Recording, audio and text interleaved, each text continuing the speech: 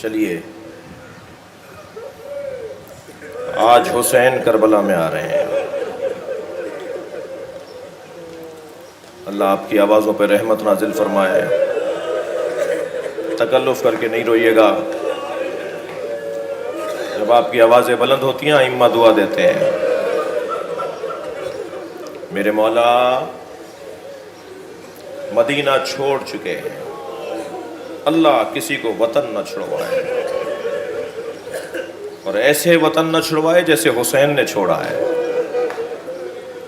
چھوٹے چھوٹے بچے ساتھ ہیں، زینب جیسی بہن ساتھ ہے. جب میرے مولا نے مدینہ منورہ چھوڑا نازدارو، تو کبھی ماں کی قبر پر ایسے بیٹھتے تھے جیسے بچہ ماں کے ساتھ بیٹھا ہو. کبھی سینہ لگاتے تھے قبر پر، کبھی خاک قبر زہرا کا بوسہ دیتے تھے. بھائی کی قبر پر بھی ایسے بیٹھے جیسے بڑے بھائی کے پاس چھوٹا بھائی بیٹھتا ہے. اور پھر جب ماں سے اور بھائی سے رخصت لے لی تو پھر نانا کی قبر پر آئے اور مصطفیٰ کی قبر کو بوسہ دے کر کہا، نانا مدینہ مجھے رہنے نہیں دیتا، مجھے مدینے سے باہر بھیج رہے ہیں. نانا وطن چھوڑ رہا ہوں. میں نے بزرگ علماء کی کتابوں میں پڑھا، مقتل کی کتابوں میں، کہ قبر مصطفیٰ سے آواز آئی، اے حسین تیرا نانا بھی تیرے ساتھ ہے. حسین مدینہ چھوڑ دے تو نبی مدینے میں کہاں رہیں گے؟ میرے مولا نے مدینہ منورہ سے ہجرت فرمائی. تاریخ بڑی مفصل ہے. جب حضرت نے مولا عباس سے فرمایا نا، عباس قافلہ تیار کرو، محملیں آمادہ کرو، سواریوں کو منظم کرو. جب سواریاں منظم ہو گئیں، قافلہ تیار ہو گیا، یعنی بیٹھنے کے لیے محملوں کو تیار کر لیا گیا، تو پھر ہر محمل ہر ایک بیوی کے لیے علیحدہ قرار دی گئی. یہ یا مولا عباس جانتے تھے کہ بی بی ام فروا کی محمل کون سی ہے، یا مولا حسین جانتے تھے. ایک ایک سواری کو آگے لایا جاتا تھا اور پھر کہا جاتا تھا فلاں بی بی کو بلا لو، اور پھر انہیں اس محمل میں بٹھا کے وہ محمل کو آگے بڑھا دیا جاتا تھا. یہ عمل بہت دیر تک جاری رہا. مقتل نگاروں نے لکھا ہے کہ جیسے جیسے بیویاں باہر آتی تھیں ان سے متعلق جوان آگے بڑھتا تھا، انہیں سہارا دیتا تھا، بٹھاتا تھا، خیریت پوچھتا تھا کہ آپ صحیح بیٹھ گئی ہیں، اور اس کے بعد قافلے کو ان کی محمل کو آگے بڑھایا جاتا تھا. اہل بیت کے راویوں نے لکھا ہے کہ جب جناب ام فروا محمل کی طرف بڑھیں، بیت الشرف سے باہر آئیں، تو کون آگے بڑھا؟ وہ 11 سالہ قاسم آگے بڑھا. اپنی ماں کو سہارا دیا، اپنی اماں کو بٹھایا. کچھ دیر کے بعد ایسے حضرت ام کلثوم باہر آئیں تو جناب عباس نے سہارا دیا. جیسے ام لیلہ بی بی باہر آئیں، حضرت علی اکبر نے سہارا دیا. آپ سب کی آنکھوں میں آنسو ایک جملہ سننے کے لیے. ایک بی بی باہر آئی تو کہیں حسین آگے بڑھے، کہیں سے عباس آگے بڑھے، کہیں سے علی اکبر آگے بڑھے، قاسم وہاں سے دوڑے، اور محمد وہاں سے قریب آ کے کھڑے ہو گئے. یہ کون بی بی ہے جسے سب سوار کروا رہے ہیں؟ یہ زہرا کی بیٹی زینب ہے. اجرکم اللہ، اجرکم اللہ. محملیں تیار ہو گئی، قافلہ تیار ہو گیا. قافلہ بڑھنا چاہتا ہے کہ حسین گھوڑے پر بیٹھنے کو آگے بڑھے. سب سے آخر میں مولا اپنی سواری پر بیٹھنا چاہ رہے ہیں اور قافلہ آگے بڑھے گا کہ ایک مرتبہ گھر میں سے، بیت الشرف میں سے، حویلی میں سے ایک بی بی، ایک کنیز دوڑتی ہوئی آئی اور کہنے لگی، اے مولا حسین، آپ کو آپ کے گھر کی معمر بیویاں، مسن بیویاں جو نہیں جا رہی نا، اپنی کبر سنی کی وجہ سے، بڑھاپے کی وجہ سے جو نہیں جا رہی، وہ آپ کو بلا رہی ہیں. وہ 3 بیویاں تھیں. وہ 3 بیویاں تھیں جو نہیں گئی تھی قافلے میں. ایک حضرت ام ہانی مولا علی سے بڑی ہیں، مولا حسین کی پھوپھی ہیں، پھوپھی ہیں حسین ابن علی کی. مولا 54 سال کے ہیں کربلا میں. مولا علی 63 سال کی عمر میں شہید ہوئے 41 ہجری میں. یہ ان سے بڑی ہیں. جوڑ لیجئے کیا عمر ہوگی. ضعیف العمر بی بی ہیں کہ آپ کی پھوپھی آپ کو بلا رہی ہیں. اور کون ہے تیسری بی بی؟ حضرت ام البنین. وہ بھی نہیں جا رہی. تیسری بی بی کون ہے؟ بیویاں تو اس گھر میں اور بھی تھیں، مگر یہ 3 بیویاں جو اس گھر میں رہیں، وہ یعنی اس گھر سے اہل بیت کے اور بھی ازواج پیغمبر کچھ اور بھی زندہ ہیں. کوئی 4 یا 5 ازواج مصطفیٰ سرکار ہیں جو ابھی زندہ ہیں کربلا کے واقعے کے موقع پر. امام کی رخصت کے موقع پر. لیکن تیسری بی بی جو انتظار کر رہی ہیں وہ بی بی ام سلمہ ہیں. جناب خدیجۃ الکبریٰ کے بعد حسین جنہیں نانی کہہ کے پکارتے ہیں وہ حضرت ام سلمہ ہے. یہ بیویاں کھڑی ہیں عصائیں ہاتھ میں لی ہوئے ہیں, کمر خمیدہ ہے, ضعیفی طاری ہے, بعض کے بدن مبارک میں راشا بھی ہے. اس کیفیت میں یہ بیویاں ہیں. ایک بیٹی بھی ہے. میں نے حضرت آیت اللہ نظری منفرد سے پوچھا, بعض دوستوں کا خیال ہے کہ کوئی بیٹی نہیں تھی جو مدینے میں رہ گئی ہوں, لیکن میں نے ایک تاریخ دان, ہمارے معتبر تاریخ دان جو اس وقت زندہ ہیں, حضرت آیت اللہ نظری منفرد, میں نے ان سے پوچھا کہ ہمارے یہاں بر صغیر میں امام حسین کی ایک بیٹی کے مصائب پڑھے جاتے ہیں جنہیں امام حسین مدینے میں چھوڑ کے چلے گئے تھے. کیا کہتی ہے تاریخ, کیا کہتی ہے آپ کی تحقیق؟ تو آنکھوں میں آنسو بھر کے کہنے لگے, ہاں ایک بیٹی تھی جس کے کئی سبب لکھے ہیں کہ حسین ساتھ نہیں لے کے گئے. رو رہے ہیں نا آپ؟ میں نے کہا بتائیے وہ کیا سبب تھے؟ کہنے لگے ایک سبب تو یہ تھا کہ وہ بیمار ہو گئی تھی, انہیں بخار تھا. امام حسین نے بیماری کی وجہ سے اس بیٹی کو ساتھ نہیں رکھا. آنکھوں میں آنسو تھے, فرمانے لگے ایک اور سبب بھی تھا, اس کی شکل زہرا جیسی تھی.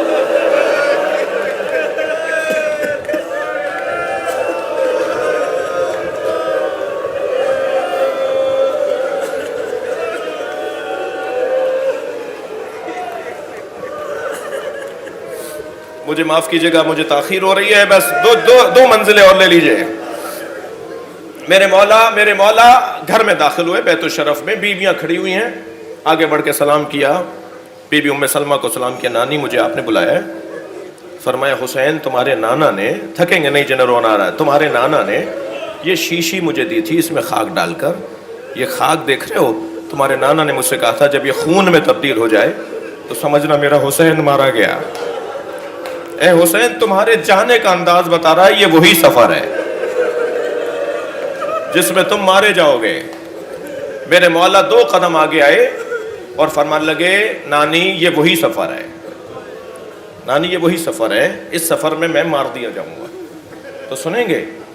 اپنے بچے کے کاندھے پہ ہاتھ رکھ کے فرمایا زینب کو چھوڑ جاؤ, تم تو مارے جاؤ گے. فرمایا اللہ زینب کو اسیر دیکھنا چاہتا ہے. حضرت ام المؤمنین کی طرف رخ کر کے کہا اماں مجھے بلایا آپ نے؟ فرمایا اے چھوٹے شہزادے, تمہارے بابا نے مجھ سے عقد اس لیے کیا تھا کہ اللہ مجھے شجاع بیٹا عطا کرے جو کربلا میں تمہارے کام آئے.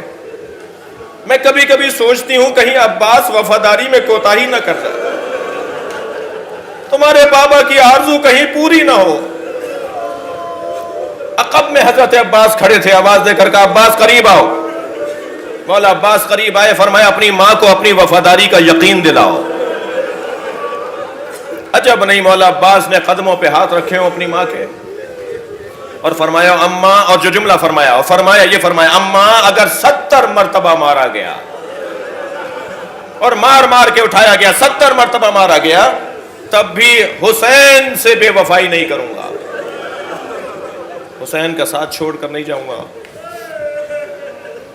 جب حضرت حبیب بن مظاہر کا لاشا آیا تھا نا, تو کہتے ہیں کہ کچھ دیر تک وہ بول رہے تھے, ان میں دم تھا. تو حضرت حبیب نے کہا عباس کو بلاؤ.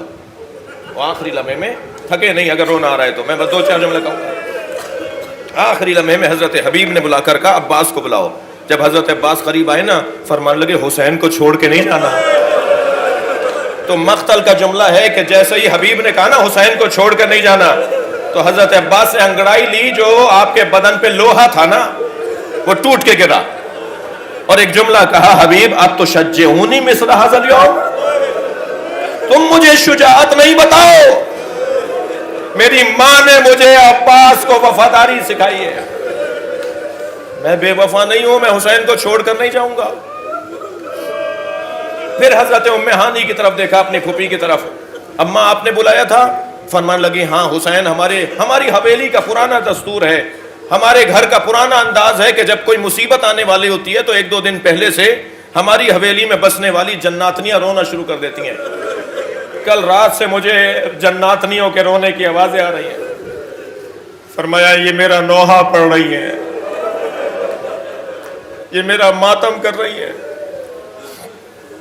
مولا گھوڑے پر بیٹھے، قافلہ تیار، روانہ ہوا، مدینے سے باہر تشریف فرما ہوئے۔ بس آخری روایت، ایک مرتبہ قافلہ بھی شہر سے باہر گیا تھا کہ حضرت عباس گھوڑا دوڑاتے ہوئے قریب آئے اور آ کر کہا مولا ہمارے قافلے کے پیچھے ایک مختصر سا قافلہ چل رہا ہے۔ حضرت نے فرمایا تم نے پوچھا نہیں کون لوگ ہیں؟ کہ مولا معلوم ہے، میں نے پوچھا وہ صحابی پیغمبر ہیں حضرت عبداللہ ابن عروہ غفاری۔ حضرت نے فرمایا میرے نانا کے صحابی تو بہت ضعیف ہیں، یہ کہاں جا رہے ہیں؟ وہ کہتے ہیں کہ مجھے قافلے کے ساتھ ساتھ چلنا ہے۔